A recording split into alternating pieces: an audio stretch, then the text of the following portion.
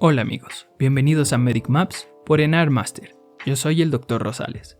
El Medic Map de hoy es traumatismo cráneoencefálico.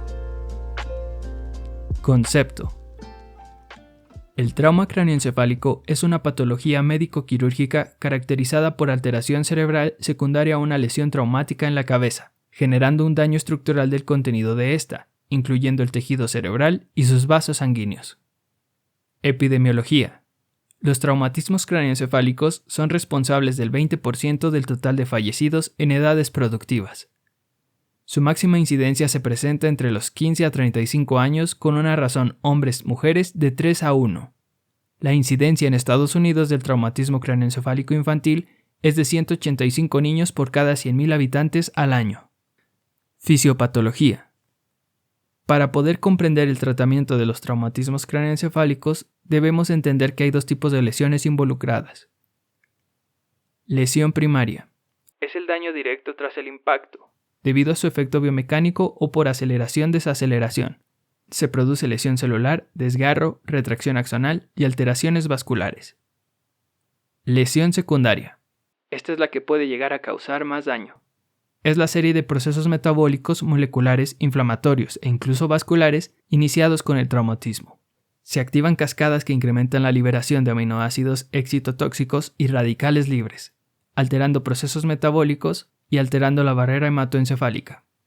Todo esto aumenta la presión intracelular, generando hipertensión intracraneal y disminuyendo así la presión de perfusión cerebral. Clínica y clasificación. Ante la presencia de un paciente politraumatizado, la atención tanto hospitalaria como extrahospitalaria debe seguir un orden y realizarse conforme indica el ATLS. Lo primero es realizar la evaluación primaria conocida como ABCDE. Una vez realizadas las medidas que aseguran la vía aérea, columna cervical, respiración y el estado cardiovascular, procedemos a evaluar el estado neurológico del paciente, con un examen neurológico rápido que incluya escala de coma de Glasgow, respuesta pupilar a la luz y déficit neurológico focal. Se sugiere la escala ABDI para evaluar pacientes con traumatismo cráneoencefálico en ambiente extrahospitalario. A de alerta, B de respuesta a la voz, D de respuesta al dolor e I de inconsciente. La aplicación de la escala de coma de Glasgow sirve para valorar el estado de conciencia del paciente. Evalúa 3 parámetros: apertura ocular, respuesta motora y respuesta verbal. La mejor puntuación será de 15 y la peor de 3.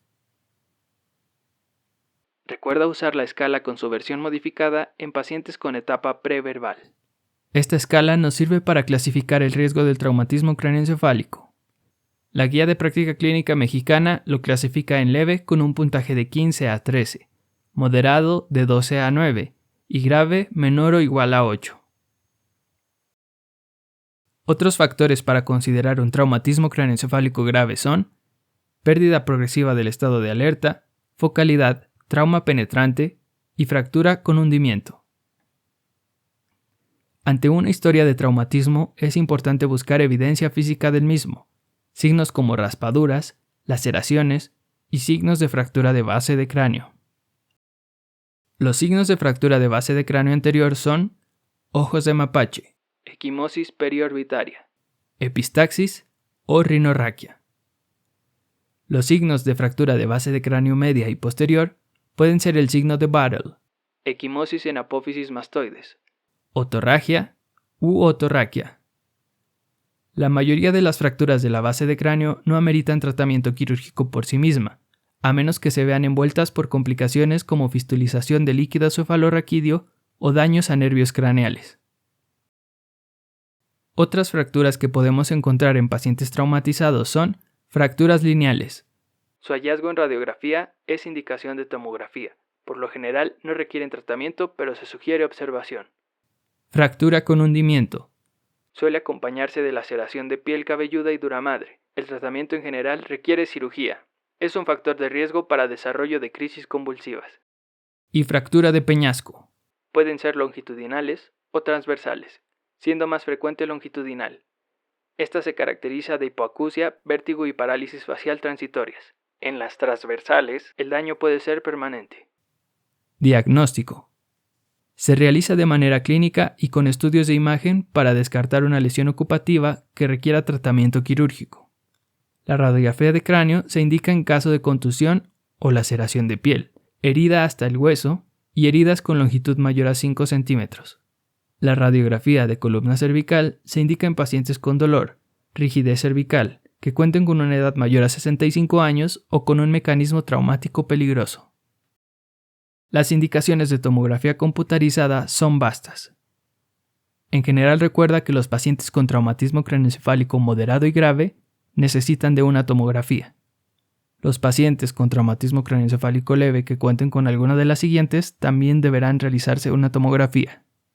Paciente con neurocirugía previa, coagulopatías, mayores de 65 años, mecanismo de alto riesgo, cambios en las pupilas, hipotensión arterial, más de 2 episodios de vómito en 24 horas, cefalea intensa, cambio de conducta, escala de coma de Glasgow menor a 15 a las 2 horas de la lesión, sospecha de fractura abierta o deprimida, cualquier signo de fractura de base de cráneo, pérdida de conciencia de más de 5 minutos o amnesia mayor a 30 minutos. En pacientes pediátricos además consideraremos realizar una tomografía si son lactantes menores a un año con menos de 15 puntos de escala de coma de Glasgow o que cuenten con alguna de las siguientes características: hematoma en piel cabelluda, laceración de piel mayor a 5 centímetros, fontanela de tensión, somnolencia, agitación, respuesta lenta a estímulos o sospecha de maltrato. Las lesiones intracraneales se pueden dividir morfológicamente en dos: focales y difusas. Analizaremos las lesiones focales. Hematoma epidural. El hematoma epidural ocurre en 0.5% de pacientes con traumatismo craneoencefálico. Son hematomas que separan la dura madre de la tabla interna del cráneo. En la tomografía se observa una imagen hiperdensa con forma biconvexa. Habitualmente ocurren por desgarro de la arteria meningia media. Su presentación clásica es pérdida de conciencia seguida de un intervalo de lucidez y posteriormente un deterioro neurológico abrupto. El manejo específico es evacuación por craneotomía y su mortalidad puede llegar al 10% aún con diagnóstico y tratamiento oportuno. Hematoma subdural. Es mucho más común que el epidural. Ocurre en un 30% de los pacientes con trauma severo. Su origen clásicamente es por ruptura de venas corticales. Se va a clasificar en función del tiempo de evolución desde el impacto, en agudo, menor de 3 días, subagudo, 3 a 21 días, y crónico, mayor a 21 días. En contraste con la forma del epidural, los hematomas subdurales se adaptan a la forma del cerebro, creando una imagen hiperdensa conocida en forma de semiluna. El crónico da una imagen hipodensa. El daño de un hematoma subdural agudo suele ser más severo que el del epidural, teniendo una mortalidad del 50 al 90%. El manejo igualmente es con drenaje quirúrgico. Contusiones. Las contusiones son lesiones focales intracraneales bastante comunes. Ocurren en 20 a 30% de los pacientes con trauma severo, la mayoría en los lóbulos frontales y temporales. El 20% de las contusiones pueden evolucionar a hematomas que requieran evacuación quirúrgica. Por esta razón, los pacientes con contusión deben someterse a una nueva tomografía de control dentro de las 24 horas del estudio inicial. La otra clasificación por morfología es la de las lesiones difusas. Analizaremos las siguientes. Conmoción cerebral. Debida a una sacudida violenta del cerebro, se caracteriza por deterioro funcional transitorio reversible. No se encuentra ninguna alteración anatomopatológica o radiológica. Daño axonal difuso. Son pequeñas lesiones en la sustancia blanca provocadas por desaceleración brusca con rotación. Hay una ruptura axonal irreversible de diámetro de 5 a 15 milímetros que no es visible por tomografía. El deterioro neurológico severo con una tomografía normal nos debe hacer sospechar de este diagnóstico. Tratamiento.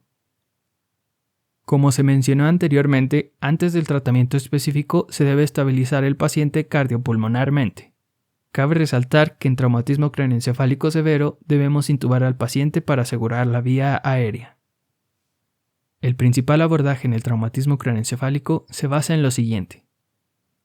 Posición de la cabeza en pacientes estables a 15 o 30 grados. Control de glucemia, oximetría y monitoreo electrocardiográfico continuo.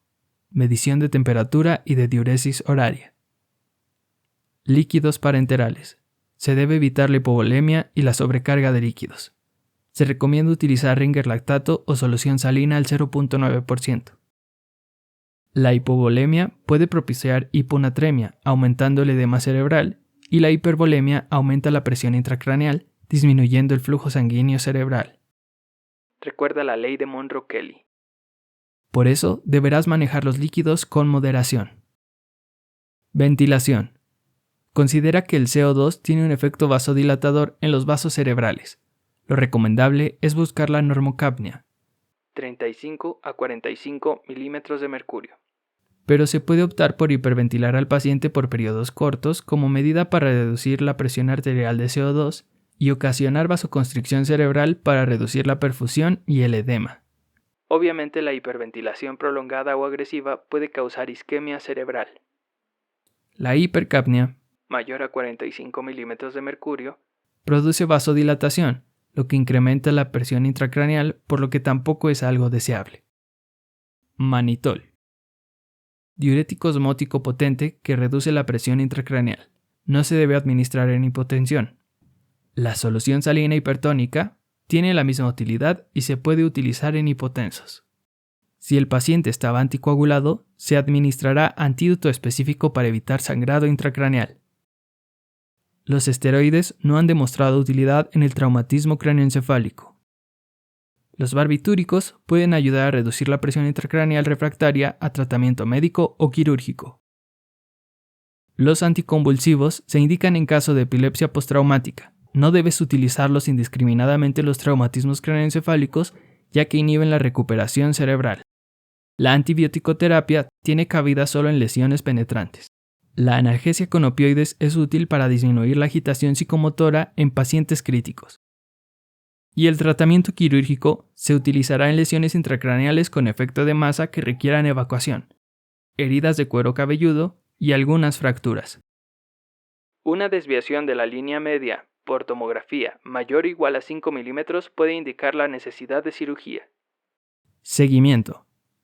Recuerda que en traumatismo craneoencefálico leve se debe mantener al paciente en observación hasta que la escala de coma de Glasgow sea de 15 y no presente otro déficit neurológico.